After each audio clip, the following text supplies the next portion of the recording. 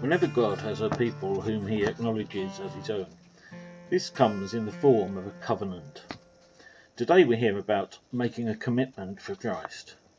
But the word commitment is not found in the Bible. In a few versions it is used once and then in reference to marriage. The word covenant is found 280 times. A commitment is a personal pledge and may be quite serious, but a covenant is a two-way promise. God is both the author and the guarantor. But does God really make covenants or deals with people? If we declare, then, that we are a covenant people, maybe we need to be careful and ask which covenant. Although most of the biblical covenants have been superseded by others, it is important to have a basic understanding of each one to show the development of God's relationship with his people. The first covenant was established with Adam and Eve in the Garden of Eden, and is generally called the Covenant of Works. In its simplest form, God said to them, "Be fruitful, multiply, and fill the earth and subdue it, and have dominion over every living thing."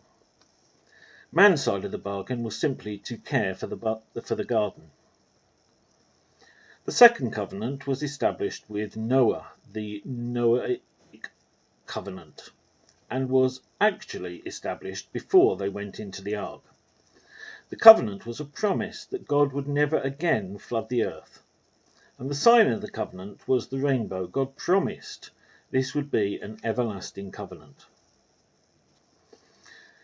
Next came the Abrahamic covenant, where God promised Abram, as he was then, that he would be the father of a multitude of nations.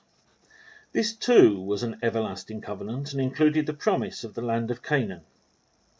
Abraham's side of the agreement was that he and all his male offspring would be circumcised.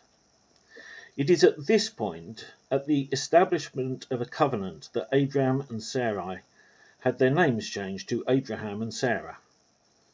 Although Ishmael had been born to Abraham, God makes it clear that the covenant is with Isaac, the child who has not yet been born to the 99-year-old Abraham. Next comes the Mosaic Covenant, established between God and Moses. Moses is known, amongst other things, for establishing the law, so it should be no surprise that his covenant is grounded in obedience. The human commitment included celebrating the Feast of Unleavened Bread, or Passover, the Feast of Harvest, or Shavuot, and the Feast of Ingathering, or Sukkot, each one to be celebrated annually. Moses wrote all the commandments down, not just the 10 that are commonly remembered, and he recorded them in the Book of the Covenant, which was read to all the people. God promised to be the God of the people, to guard them, to guide them, and show them the way forward, and to bless them. The next biblical covenant we have is the Davidic Covenant, established with King David. The covenant began with God requesting of David to build a permanent religious meeting house, after nearly 500 years of wandering and his people meeting with God in tents.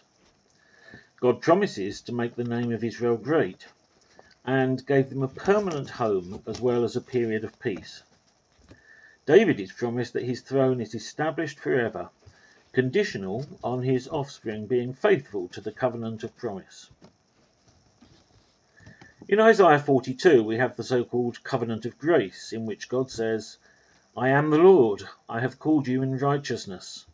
I will take you by the hand and keep you. I will give you a covenant for the people, a light for the nations." Later on in Isaiah, as well as Jeremiah and Ezekiel, we see a renewed covenant. In Isaiah, God says, "My steadfast love shall not depart from you, and my covenant of peace will not be removed." In Jeremiah, God says, "The days are coming when I will make a new covenant with the house of Israel and the house of Judah.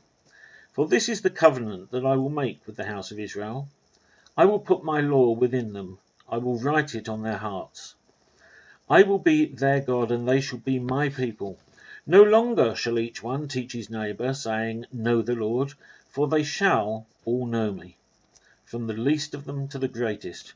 For I will forgive their iniquity, and I will remember their sin no more.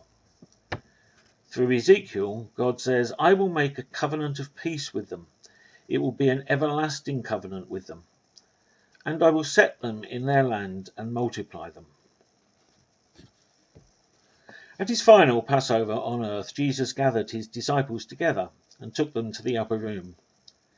After sharing the Passover meal together, he took bread, and when he had given thanks, he passed the bread among them and said, This is my body, which is broken for you.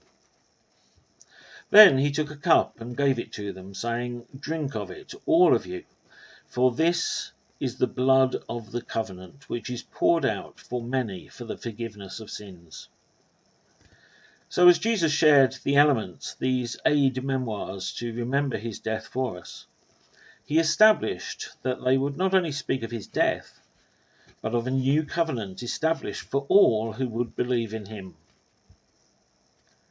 The writer to the Hebrews underlined this further when he wrote, Therefore he is the mediator of the new covenant, so that those who are called may receive the promised eternal inheritance, since a death has occurred that redeems them from the transgressions committed under the first covenant. If you would like to know more, then talk to someone you know who is a true Christian, or contact us at any of the addresses given on this slide, or if you're local, why not pop in to see us one Sunday morning? You will always be very welcome.